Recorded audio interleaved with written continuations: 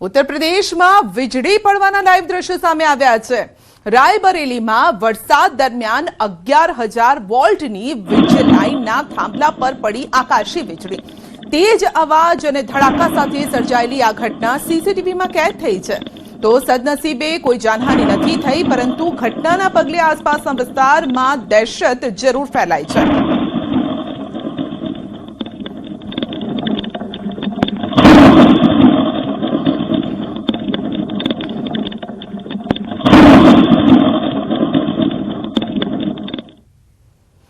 तो वरसाद ने लईने अंबालाल पटेलनी नवी आगाही 5મી ઓગસ્ટથી ફરી હવામાનમાં પલટો આવશે। 8મી થી 15મી સુધી ભારે વરસાદ પડશે તે પ્રકારની આગાહી છે। દક્ષિણ ગુજરાતમાં ભારે વરસાદ પડી શકે છે તેવું અંબાલાલનું કહેવું છે। ઉત્તર ગુજરાતમાં 3 થી 4 ઇંચ વરસાદ થઈ શકે છે। મધ્ય ગુજરાતમાં પણ 4 ઇંચ સુધીનો વરસાદ પડશે। કચ્છ અને સૌરાષ્ટ્રમાં પણ સારો વરસાદ રહેશે। तारीख 5 ऑगस्ट बाद वादळवायु जना है, पवन की गति हमણાં રહેશે, परंतु तारीख 8 ऑगस्ट થી 15 ऑगस्ट वच्चे गुजरातना भागों में वरसाद थवानी शक्यता रहे।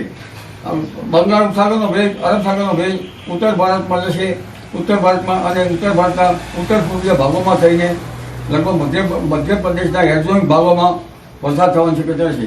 उत्तर गुजरातना भागों में वरसाद थवानी शक्यता रहे। કેટલાક ભાગમાં 2 ઇંચ 4 ઇંચ तो क्या 4 इंच જેવો વરસાદ થવાની શક્યતા રહેશે। મધ્ય ગુજરાતના ભાગોમાં પણ વરસાદ થવાની શક્યતા રહેશે। દક્ષિણ ગુજરાતના ભાગોમાં ભારે વરસાદ થવાની શક્યતા રહેશે।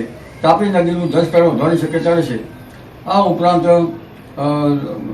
ખેડૂતો જેની રાહ જોઈ રહ્યા છે તેવા મઘા નક્ષત્રનું વરસાદી પાણી તારીખ 17 ઓગસ્ટમાં સૂર્ય મઘા નક્ષત્રમાં આવે છે અને આ વરસાદી પાણી સારું હોય છે।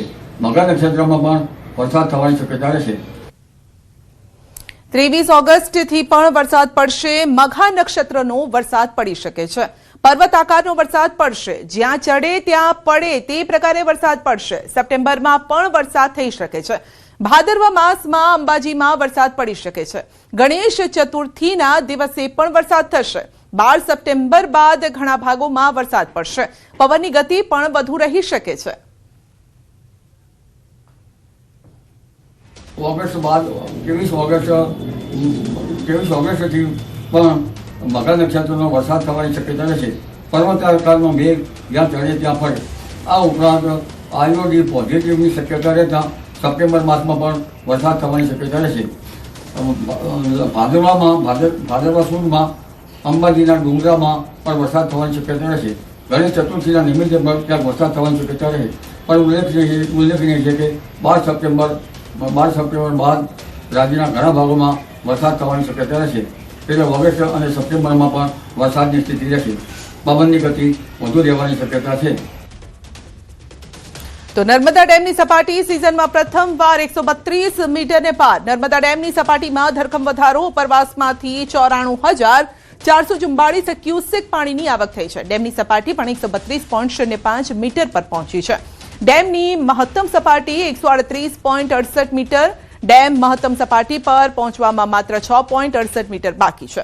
24 કલાકમાં 1 મીટરનો વધારો થયો છે। નર્મદા ડેમ 75% ભરાયો છે।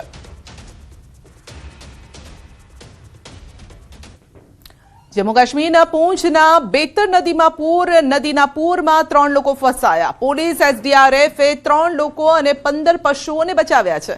મોડી રાત્રે સંયુક્ત બચાવ કામગીરી સફળ રહી। તંત્રએ નદી નાળાથી દૂર રહેવા માટે લોકોને અપીલ કરી છે, કારણ કે સતત વરસાદથી નદી નાળા અત્યારે ઉભરાઈ રહ્યા છે, છલકાઈ રહ્યા છે અને આવામાં પશુઓ અને લોકો ફસાઈ ગયા હતા। તો જીવને જોખમ આવ્યું હતું, જેથી લોકોએ નદી નાળાથી દૂર રહેવા અપીલ કરી છે।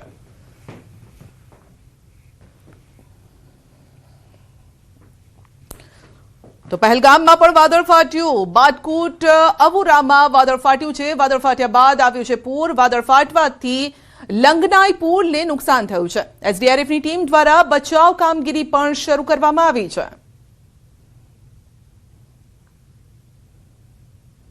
ઉત્તરકાશીમાં ભારે વરસાદ બાદ પુલ ધોવાયો છે। લોકોના જીવને જોખમ। નદી પાર કરવા મજબૂર બન્યા છે લોકો। મોરી બ્લોકના 4 ગામોનો સંપર્ક તૂટ્યો છે। કાદવ અને વરસાદથી વાહન વ્યવહાર પણ ઠપ્પ થઈ ગયો છે।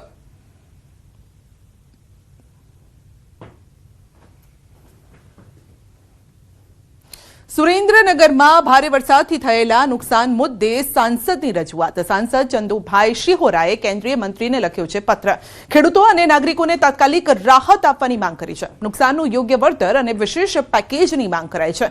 ખેતી અને પશુપાલન ક્ષેત્રે મોટા આર્થિક નુકસાનીનો અંદાજ છે. અસરગ્રસ્તોને વહેલી તકે સહાય આપવા કેન્દ્ર સરકારને અપીલ કરવામાં આવી છે.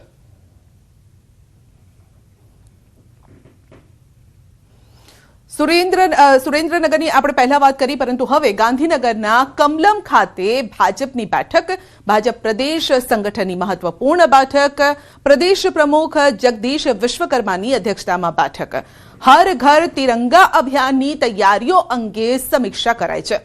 જિલ્લા પ્રશિક્ષણ વર્ગોના આયોજન અંગે ચર્ચા. સંત રવિદાસ યાત્રાની તૈયારીઓ પર વિચાર વિમર્શ કરાયો છે અને પૂર્ણ થયેલા મંડળ પ્રશિક્ષણ વર્ગોનું આકલન કરાયું છે. આગામી સંગઠનાત્મક કાર્યક્રમોને લઈને હોદ્દેદારોને માર્ગદર્શન પણ આપવામાં આવ્યું. રાજકોટ નજીક વરસાદી પાણીના ખાડામાં ડૂબતા 2 બાળકોના મોત થયા છે.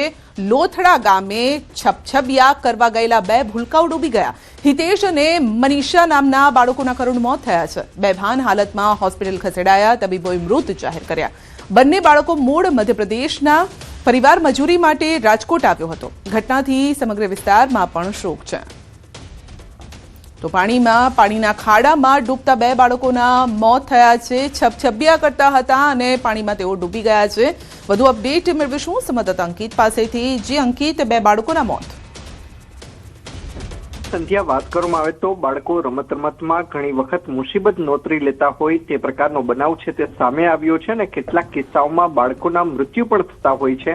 ત્યારે આ જ પ્રકારનો કિસ્સો સામે આવ્યો છે રાજકોટના સરદાર નજીક આવેલા લોથડા ગામ ખાતે, કે જ્યાં મૂળ મધ્યપ્રદેશના પરિવારના 2 બાળકોના વરસાદી પાણી ભરેલા ખાડામાં છપછબિયા કરતી વખતે ડૂબી જવાના કારણે મૃત્યુ થયા છે.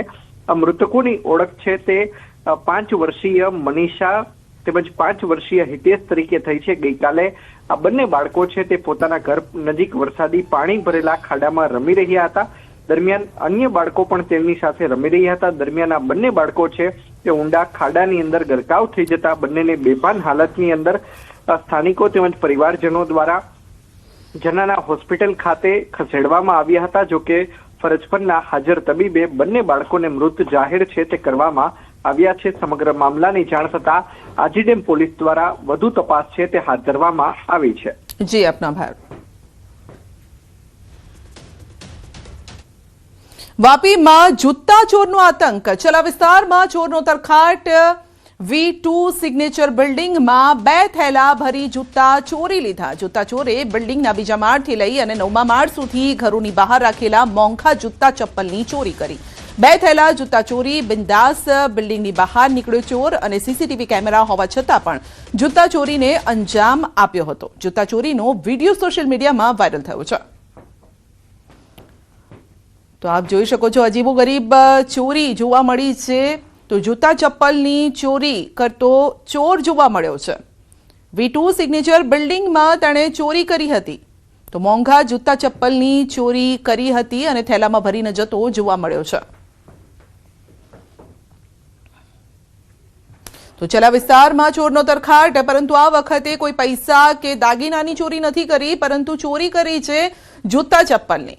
તો અજીબો ગરીબ શોખ છે આ ચોરના પણ, અને પહેલી નજરે લાગે પણ નહીં કે આ ચોર છે. તો સામાન્ય લોકોને કદાચ એ શક પણ નહીં ગયો હોય. વધુ અપડેટ મેળવીશું સંવાદદાતા ભરત પાસેથી. જી ભરત, ચોરીની અજીબ ઘટના. બિલકુલ સંધ્યા, અગાઉ પણ વાપીમાં બિલ્ડિંગોમાંથી ચપ્પલ ચોરીની ઘટનાઓ સામે આવી ચૂકી છે. જોકે જે અત્યારે સીસીટીવીમાં દ્રશ્યો જોવા મળી રહ્યા છે, વાપીના ચલા વિસ્તાર, જે પોસ્ટ વિસ્તાર માનવામાં આવે છે, તેની V2 નામની બિલ્ડિંગ છે, જ્યાં આગળ 13 માળ સુધીના આ ફ્લેટ આવેલા છે. ત્યારે બીજા માળથી લઈ અને 13મા માળ સુધીની જે આ જે ફ્લેટ હતા ત્યાં આગળ જૂતા ચોરે આતંક મચાવ્યો હતો અને તમામ માળ પરથી જે મોંઘી બ્રાન્ડના જે જૂતા હતા તેની જ ચોરી કરી હતી. એક બે નહીં પરંતુ 2 થેલા ભરી અને આ જૂતા ચોરે ત્યાં આગળથી સિપ્તાપુર જે સીસીટીવી લગાવ્યા હોવા છતાં પણ બિંદાસ તેણે આ જૂતાની ચોરી કરી હતી ને ત્યારબાદ બંને થેલા ભરી અને જૂતા ચોરી કરી અને ત્યાંથી નીકળી ગયો હતો. આ અગાઉ પણ આવી રીતની ઘટનાઓ સામે આવી ચૂકી છે, પરંતુ સંદેશ જૂતા જેવી વસ્તુ ચોરી થઈ હોવાથી આવી જે મામલાઓ છે તે પોલીસ સ્ટેશન સુધી નથી પહોંચતા. આથી આવા જે જૂતા ચોરો છે તેમની હિંમત વધતી રહે છે અને આ કિસ્સામાં પણ એવું જ બન્યું છે કે હજુ સુધી આ મામલો પોલીસ સ્ટેશન સુધી નથી પહોંચ્યો, પરંતુ જૂતા ચોરીની આ ઘટનાના વિડીયો અત્યારે સોશિયલ મીડિયામાં વાયરલ થતા બનાવ ચર્ચાનું કેન્દ્ર છે. જી, આપનો આભાર.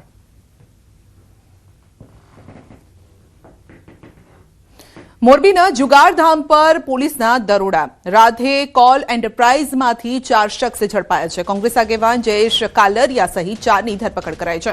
પોલીસ દ્વારા 4 મોબાઈલ, 2 વાહનો જપ્ત કરાયા છે. 5,24,000નો મુદ્દામાલ પોલીસે જપ્ત કર્યો છે.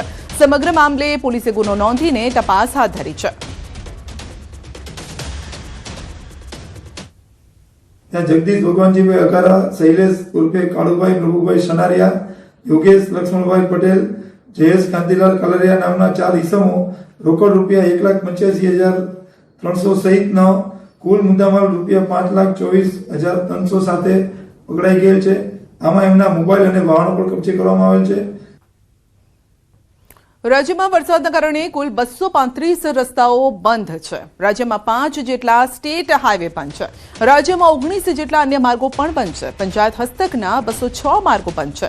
1 નેશનલ હાઈવે બંધ છે. તો ભલે વરસાદ અત્યારે ન હોય, પરંતુ જે પૂર આવ્યું હતું, જે વરસાદ ભારે વરસ્યો હતો, જેના કારણે રસ્તાઓને નુકસાન પહોંચ્યું છે અને અત્યારે બંધની સ્થિતિમાં છે આ તમામ રસ્તાઓ. 235 જેટલા રસ્તાઓ બંધ છે વરસાદના કારણે.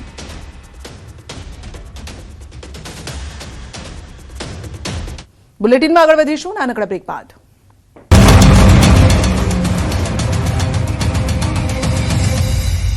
ભાવ ન મળતા ખેતરોમાં જ કરમાઈ રહ્યા છે ફૂલ.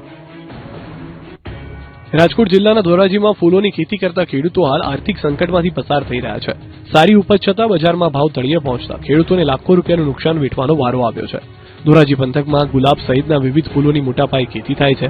ખેડૂતોનો દાવો છે કે આ વર્ષે પાક પણ સારો થયો છે, પરંતુ ચોમાસામાં બજારમાં ફૂલોની આવક વધી જતા ભાવમાં મોટો ઘટાડો નોંધાયો છે.